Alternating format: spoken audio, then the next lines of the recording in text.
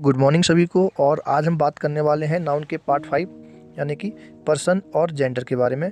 तो जहाँ पे पर्सन और जेंडर की बात हो तो समझ लेंगे पर्सन और जेंडर है क्या। देखो, पर्सन का मतलब होता है कोई भी व्यक्ति या वस्तु, ऐसे भी हम समझ सकते हैं, है ना। तो ये कितने प्रकार के होंगे? एक हो सकता है व्यक्ति कोई, यानी कि सिंगुलर हो सकता है, और या फिर एक से ज़्यादा हो सकते हैं यानी कि प्लूरल। यानी कि जब एक की बात हो तब हम उसको हिंदी में बोलते हैं एक वचन, और जब अनेक की बात हो तो उसको बोलते हैं हम बहुवचन। ठीक है, तो बहुवचन और एक वचन क्या है? एक में जब एक व्यक्ति हो या एक सामान हो, और बहु मतलब एक से ज़्यादा हो, दो या चार हो। अब हम जब पर्सन की बात करें तो पर्सन में कितने व्यक्ति हो सकते हैं ना। अब व्यक्ति के लिए देखें हम तो इसको तीन तरह से हमने इसको डिफाइन कर दिया, यानी कि फर्स्ट पर्सन, यानी कि अगर पहले व्यक्ति के बारे में बात हो रही है तो फर्स्ट पर्सन, और अगर दूसरे व्यक्ति के बारे में बात हो रही तो सेकंड पर्सन, और अगर हम तीसरे व्यक्ति की यानी कि थर्ड पार्टी के बारे में बात करें तो थर्ड पर्सन। अब इसको समझ लेंगे कैसे। फर्स्ट पर्सन यानी कि जब मैं अपने बारे में बात कर रहा हूँ और हमारे बारे में बात कर रहा हूँ, यानी मैं और हमारे बारे में बात करूँ, यानी कि मैं अपने बारे में बात करूं या हम दो, हम तीन, या हमारे किसी भी ग्रुप के बारे में बात करूं, तब हम उसको फर्स्ट पर्सन की कैटेगरी में रखेंगे, यानी कि हम पहला व्यक्ति समझेंगे उसको। ठीक है, यानी कि पहले पर्सन की कैटेगरी में रख देंगे। और यहीं पे अगर हम सेकंड पर्सन की बात करें तब यहाँ पे सेकंड पर्सन में कौन होगा? मैं और हम तो हो चुके। सेकंड दूसरा व्यक्ति कौन होगा? तुम या आप। तो यहाँ पे देख लेंगे यू। अब यू प्लूरल की तरह बिहेव भी करेगा और सिंगुलर, यानी कि अगर आप अकेले हो तब भी आपके लिए यू बोलना पड़ेगा, लेकिन वो सिंगुलर की तरह बिहेव करोगे। लेकिन तुम अगर, यानी कि आप अगर एक से ज़्यादा हो, यानी कि दो व्यक्ति हो या 10 व्यक्ति हो या 5 हो या 3 हो, ऐसे सिस्टम में क्या करेंगे? इसको हम प्लूरल की कैटेगरी में रख देंगे, यानी कि एक से ज़्यादा व्यक्ति हो गए। अब हम थर्ड पर्सन की बात करें तो थर्ड पर्सन में सिंगुलर में कौन आएगा? ही, यानी कि वह एक लड़का हो सकता है। सी, वह एक लड़की हो सकती है। इट मतलब एक सामान हो सकता है कोई भी। तो ये जो ही, सी, इट और किसी का नाम, यानी राम, श्याम, सीता, गीता, कोई भी हो सकती हैं, तो ऐसे में हम इनको सिंगुलर की कैटेगरी में रख देंगे। और वहीं अगर थर्ड पर्सन में बात हो वे, यानी कि वे, दे, तब इनको हम किस में रख देंगे? थर्ड पर्सन के प्लूरल की कैटेगरी में। अब आपको पर्सन समझ में आ गए। यानी फर्स्ट पर्सन मैं और हम, यानी कि मैं अपने बारे में और हमारे बारे में बात करूं तो मैं और हम फर्स्ट पर्सन, और तुम बहुत सारे लोग तो सेकंड पर्सन। वह, यानी कि तीसरे के बारे में बात कर रहे हैं हम, मेरे और तुम्हारे बारे में बात नहीं कर रहा हूँ मैं, तीसरे के बारे में बात कर रहा हूँ, यानी कि वह कोई लड़का या कोई लड़की या उसका नाम, सीता, गीता, मोहन, सोहन, कोई भी, है ना। और थर्ड पर्सन में प्लूरल में अगर आएंगे तो वे, यानी कि बहुत सारे लोग हैं लेकिन एक कोई पार्टिकुलर नेम नहीं है, तो यहाँ पे हम देख लेंगे, इसको प्लूरल में डाल देंगे। अब अगर हम पर्सन की बात करें कि मोटा मोटा देख लें ओवरऑल, तो हमने नोटिस में डाला हुआ थर्ड पर्सन सिर्फ सिंगुलर होगा, यानी कि थर्ड पर्सन में ये ही, सी, इट और किसी का नाम सिंगुलर होगा, जबकि वे सिंगुलर नहीं होंगे। बाकी सब क्या होंगे? प्लूरल। यानी कि सेकंड पर्सन देखो आप, प्लूरल हो रहा है, ये वर्ब क्या लेगा? प्लूरल। ये भी वर्ब क्या लेगा? प्लूरल। बिहेव करेगा सिंगुलर की तरह, लेकिन होगा कैसा? प्लूरल। फर्स्ट पर्सन में भी ये कैसे? वर्ब लेगा प्लूरल, ये भी वर्ब लेगा प्लूरल। जबकि आई के लिए, यानी कि पास्ट टेंस में हम क्या यूज़ कर लेते हैं? वाज, यानी कि ये सिंगुलर वर्ब होता है। ये एक अलग इसका चैप्टर है, इसको अलग समझेंगे। तो हमने ये समझा फर्स्ट पर्सन, सेकंड पर्सन और थर्ड पर्सन। अब हम आगे देखते हैं। यहाँ पे अगर हम बात करें पर्सन्स की तो यहाँ पे पर्सन्स के साथ जेंडर भी जुड़ जाता है, यानी कि मेल फीमेल, यानी कि स्त्री और पुरुष, है ना। अब मेल के लिए बात करें तो पुरुष, और फीमेल के लिए बात करें तो स्त्री। अब इनमें भी दो तरह के जेंडर बनेंगे। दो तरह के जेंडर कैसे बन जाएंगे? एक तो लिविंग, यानी कि जो जिंदा है, और एक कैसा बनेगा? नॉन लिविंग, जो जिंदा नहीं है, यानी कि सामान है कोई भी, है ना। तो ये हो सकता है कि 1% नॉन लिविंग हो और 99% लिविंग हो, यानी कि मेल एनिमल्स, यानी कि कोई व्यक्ति हो सकता है, यानी कि आदमी हो सकता है, लड़का हो सकता है, बच्चा हो सकता है।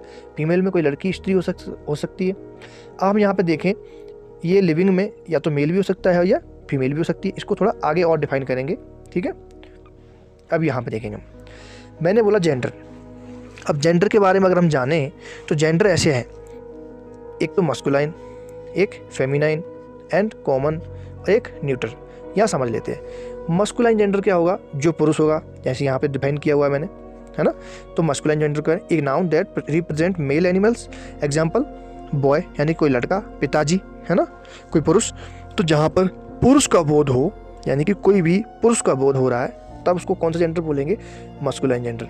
वहीं पे अगर हम फेमिनाइन जेंडर की बात करें तो जहाँ पर स्त्री का, यानी किसी लड़की के बारे में जानकारी मिल रही हो, स्त्री के बारे में, मदर, सिस्टर, है ना, तब ऐसे में क्या होगा, फेमिनाइन जेंडर। जैसे कि यहाँ पे लिखा हुआ है, जिसमें स्त्री के बारे में स्पष्ट पता चलता हो और स्त्रीलिंग जेंडर कहला देता है। ठीक है, 2 जेंडर समझे हमने, मस्कुलाइन एंड फेमिनाइन।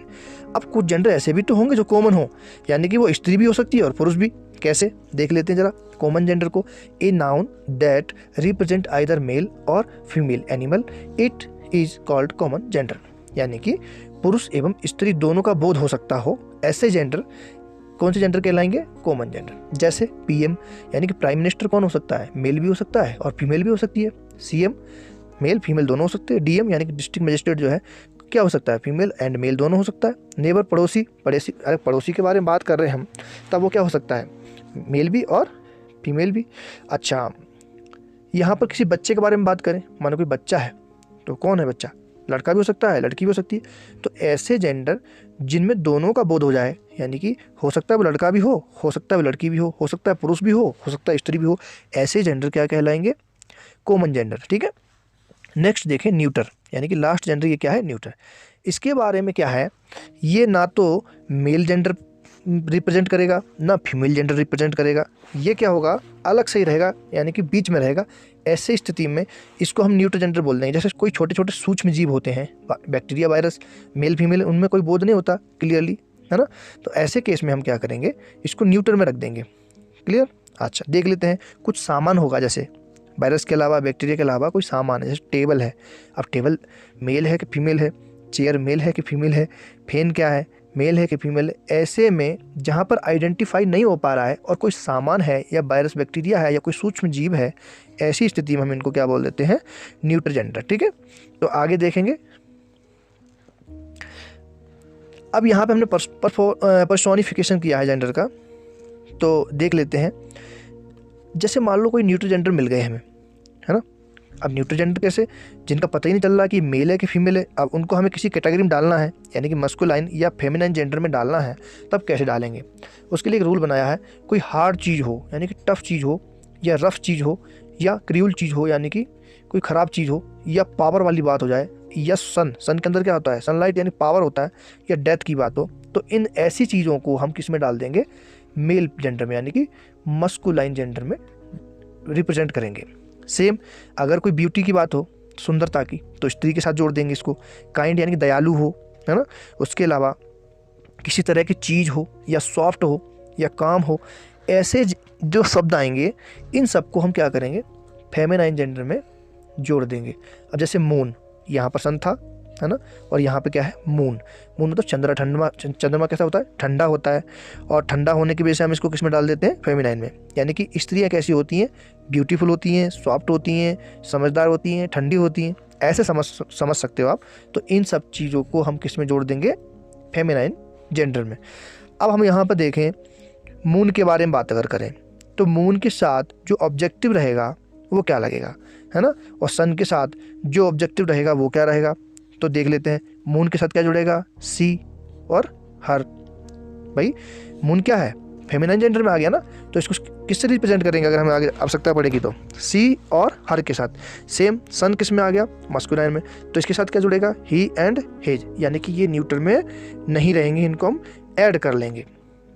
अब यहाँ पे एक थोड़ा सा क्लैरिफिकेशन कर देते हैं। ऐसे शब्द जिनका प्रयोग व्यक्ति की तरह हो, लेकिन इनमें किसका बोध हो, शक्ति का, बड़प्पन का, भयंकर का आदि का बोध हो, तब कैसे जेंडर के साथ जोड़े जाएंगे, मस्कुलाइन, यानी कि इनको मस्कुलाइन जेंडर की कैटेगरी में रख देंगे। और ऐसे शब्द जिनका व्यक्ति की तरह बोध तो हो, लेकिन आराम की तरह हो, सॉफ्ट हो, सुंदरता की तरह बोध हो, तो ऐसे जेंडरों को हम फेमिनाइन जेंडर की कैटेगरी में